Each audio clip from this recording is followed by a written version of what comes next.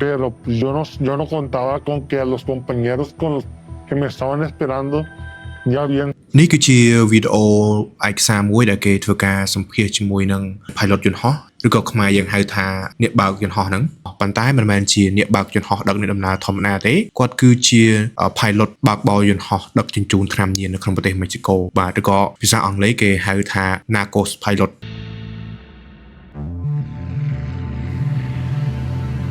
Fue un viaje que hicimos una vez para la frontera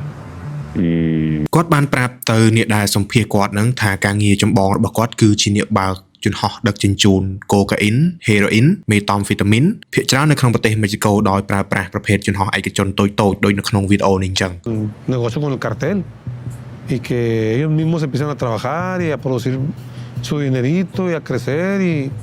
se les ve dinero, se les ven buenas casas, buenos carros. ហើយទាក់ទងនឹងអាកាសយានដ្ឋានរបស់ពួកគេវិញគឺមានភាពសម្ងាត់ខ្លាំងមែនទែនភាគច្រើនការហោះហើរត្រូវបានធ្វើឡើងនៅពេលយប់ដោយគ្មានភ្លើងឬក៏គ្មាន GPS នោះទេដើម្បីជៀសវាងការចាប់បានសញ្ញាពីក្រមអាកាសចរស៊ីវិលឬក៏ពីក្រមសមត្ថកិច្ចអីជាដើមគេសួរគាត់បន្តទៀតថាតើគាត់អាចរកប្រាក់បានប៉ុន្មានពីការងារជាអ្នកដឹកជញ្ជូនថ្នាំញៀននេះគាត់និយាយថាគាត់អាចរកប្រាក់បានចន្លោះពី200,000ទៅ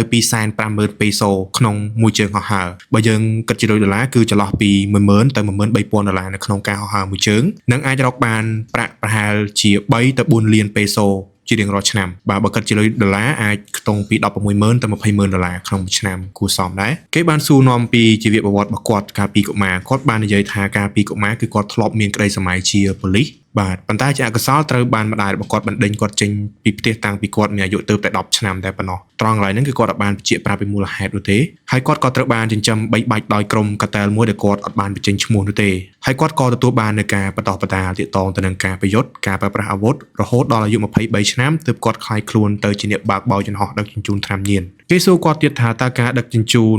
គ្រឿងញៀនតាមរយៈយន្តហោះនេះមានយូរឬនៅគាត់និយាយថាភាពរីករាលដាលនៃការប្រើប្រាស់យន្តហោះដឹកជញ្ជូនថ្នាំញៀននេះមែនតើគឺវាមានយូរណាស់មកហើយតាំងពីចុងសតវត្សឆ្នាំ1990ទៅដល់ឆ្នាំ2000បាទ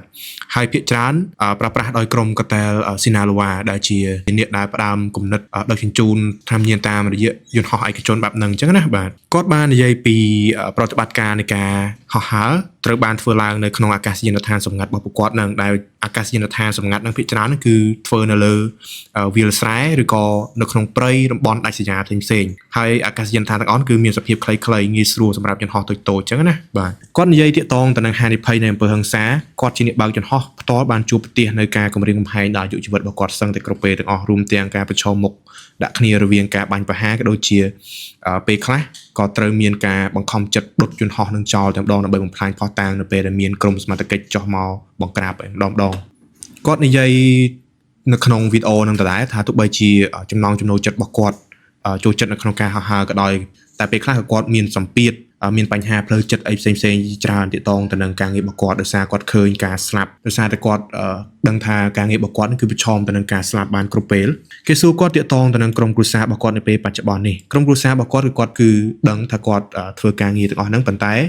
គាត់ត្រូវបង្ខំចិត្តរស់នៅដោយដាច់ដោយឡែកពីក្រុមគ្រួសាររបស់គាត់ជៀសវាងពេលមានបញ្ហាណាមួយគឺគេនឹងទៅរកដល់ក្រុមគ្រួសាររបស់គាត់អញ្ចឹងណាបាទគាត់ថានៅចាំបានពេលមួយគឺគាត់ត្រូវបង្ខំចិត្តដុតយន្តហោះដែលគាត់បានបើកនៅពេលដែលគាត់កំពុងតែជួញដូរហ្នឹងនៅពេលដែលគាត់កំពុងតែដឹកជញ្ជូនថ្នាំញៀនហ្នឹងគឺគាត់ត្រូវបង្ខំចិត្តដុតយន្តហោះនឹងចោលទាំងយន្តហោះទាំងថ្នាំញៀននៅក្នុងយន្តហោះហ្នឹងដើម្បីឲ្យរួចផុតពីគ្រោះថ្នាក់ដូចជាការបាញ់ប្រហារផ្សេងៗនៅពេលដែលជួបជាមួយនឹងក្រុមដៃគូឬក៏កំឡុងពេលដែលប៉ូលីសចោះបង្ក្រាបអីចឹងទៅគឺត្រូវដុតបំផ្លាញផុសតាងទាំងអស់តែម្ដងហើយរត់យករួចជីវិតតែខ្លួនឯងចឹងទៅបាទគេសួរគាត់ថាគាត់មានជំនាញផ្នែកpilot យន្តហោះជាអ្នកបើកបរយន្តហោះហេតុអីក៏គាត់មិនទៅរកកិច្ចការងារផ្សេងអញ្ចឹងណាគាត់បាននិយាយថានៅពេលបច្ចុប្បន្ននេះទាក់ទងទៅនឹងអ្នកដែលមានជំនាញបើកយន្តហោះឯកជនបែបហ្នឹងគឺអត់សូវមានតម្រូវការច្រើនទេទាក់ទងនៅក្នុងប្រទេសមេxicoនេះគាត់និយាយពីតម្រូវការស្របច្បាប់អត់សូវមានទេប៉ុន្តែបើសិនជាតម្រូវការខុសច្បាប់ដូចជាត្រូវការ pilot ដឹកជញ្ជូនគ្រឿងញៀនតាមយន្តហោះគឺគេត្រូវការច្រើនវិញវាអញ្ចេះវិញណាបងប្អូនបាទបើសិនជាការងារស្របច្បាប់អត់សូវមានទេបើសិនជា pilot ដឹកយន្តហោះដឹកជញ្ជូនថ្នាំញៀនគេត្រូវការវិញអញ្ចឹងហើយបានជាមាន pilot មួយចំនួនដែលគាត់ធ្លាប់តែធ្វើការងារស្របច្បាប់គឺគាត់ផ្លាស់ប្ដូរចូលមកធ្វើការនៅក្នុងក្រុមកាតែលជាអ្នកដឹកជញ្ជូនថ្នាំញៀនតាមរយៈយន្តហោះនេះវិញដោយសារពួកគាត់មានជំនាញបើកបរស្រាប់អញ្ចឹងបងប្អូនទាក់ទងទៅនឹងយន្តហោះឯកជនហ្នឹងគេសួរគាត់ទៀតថាទាក់ទងទៅនឹងការដឹកជញ្ជូនហ្នឹងភាគច្រើនគាត់ដឹក តែនៅក្នុងប្រទេសមិចស៊ីកូហ្នឹងឬមួយក៏គាត់ធ្លាប់ដឹកជញ្ជូនឆ្លងទៅក្រៅប្រទេសអញ្ចឹងណាគាត់បាននិយាយថាភាគច្រើនហ្មងនៃប្រតិបត្តិការរបស់គាត់គឺគាត់ធ្វើឡើងតែនៅក្នុងប្រទេសមិចស៊ីកូនោះទេច្រើនបំផុតគឺទៅជាប់នឹងព្រំដែនសហរដ្ឋអាមេរិកគឺអត់អាចឆ្លងពីប្រទេសមិចស៊ីកូចូលប្រទេសផ្សេងៗបានទេគេសួរគាត់ថាតាកតងទៅនឹងកិច្ចការងាររបស់គាត់រាល់ថ្ងៃនេះបើសិនជាអាចតើគាត់ចង់ត្រឡប់ក្រោយដែរទេគាត់និយាយគាត់ថាគាត់ពិតជាចង់ត្រឡប់ក្រោយមែនតើប៉ុន្តែគាត់អត់អាចត្រឡប់ទៅក្រោយបានទេដោយសារតែកិច្ចការងារហ្នឹងនៅពេលដែលចូលហើយគឺពិបាកចេញខ្លាំងមែនតើ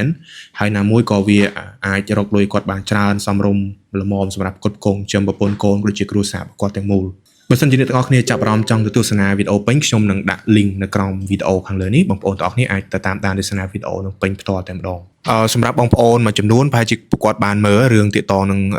រឿងរបស់ Pablo Escobar ហ្នឹងដែលចំណងជើងរបស់គេគឺ Narcos បាទរឿងហ្នឹងមាននៅក្នុង Netflix តែខ្ញុំអត់បានទៅមើល full ទេខ្ញុំធ្លាប់បានមើលកាត់ដែរយ៉ាងលក្ខណៈវីដេអូខ្លីៗគេយកមកផុសតាម YouTube អញ្ចឹងទៅបងប្អូនទាំងអស់គ្នាច្បាស់ជាបានធ្លាប់បានឃើញនៅសកម្មភាពនឹងច្រើនទាក់ទងទៅនឹងការប្រើប្រាស់នៅយន្តហោះឯកជនប្រភេទយន្តហោះតូចៗដែលខ្ញុំបានបង្ហាញនៅក្នុងវីដេអូហ្នឹងធ្វើការដឹកជញ្ជូនថ្នាំញៀនដឹកជញ្ជូនអាវុធអីផ្សេងៗអញ្ចឹងទៅគឺសបោខ្លាំងមែនតើហើយមែនតើទាក់ទងទៅនឹងការប្រើប្រាស់នៅយន្តហោះឯកជនតូចៗដឹកជញ្ជូនថ្នាំញៀនវាមិនមែនមានតែក្នុងប្រទេសមិចស៊ីកូមួយទេភាគច្រើននៅខាងប៉ែកអាមេរិកឡាទីនគឺគេសបោប្រើប្រាស់មធ្យោបាយទាំងអស់នឹងខ្លាំងមែនតើហើយក្រៅពីយន្តហោះនោះភាគច្រើនក៏គេប្រើជាប្រភេទ Uber បាទអាទូកដឹកតាមផ្លូវទឹកអីអញ្ចឹងណាប៉ុន្តែភាគច្រើនគឺត្រូវបានសហរដ្ឋអាមេរិកកាក់បានដូចថ្មីៗនេះបងប្អូនបានតាមដានព័ត៌មានអន្តរជាតិដឹងស្រាប់ហើយទាក់ទងទៅនឹងករណីប្រទេសវេណេស៊ុយឡាដែលសហរដ្ឋអាមេរិកធ្វើការគំរាមបើការវាយប្រហារទៅលើប្រទេសនឹងទៅមកផ្ទាល់តែម្ដងបញ្ហាចម្បងធំបំផុតនោះគឺទាក់ទងទៅនឹងក្រុមកតែលដែលដឹកជញ្ជូនថ្នាំញៀនពីវេណេស៊ុយឡាចូលទៅកាន់សហរដ្ឋអាមេរិកហ្នឹងហើយជាបញ្ហាចម្បងជាបញ្ហាធំដែលសហរដ្ឋអាមេរិកតែងតែចង់បើកការវាយប្រហារទៅលើប្រទេសវេណេស៊ុយឡាអញ្ចឹងណាអានេះគឺក្រៅសាច់រឿងតិចបាទប៉ុន្តែខ្ញុំចង់ចែកម្លែកខ្លះៗអ្នកទាំងអស់គ្នាបានដឹងដែរបើសិនជាទាំងអស់គ្នាអត់ទាន់ដឹងទេខ្ញុំក៏មាន channel YouTube ដែរបងប្អូនទាំងអស់គ្នាអាចចង់ទស្សនាវីដេអូពេញវីដេអូវែងៗអាចទៅរកបាននៅក្នុង channel YouTube ឈ្មោះដូចគ្នាអញ្ចឹងបាទអរគុណច្រើនជួបគ្នានៅវីដេអូក្រោយ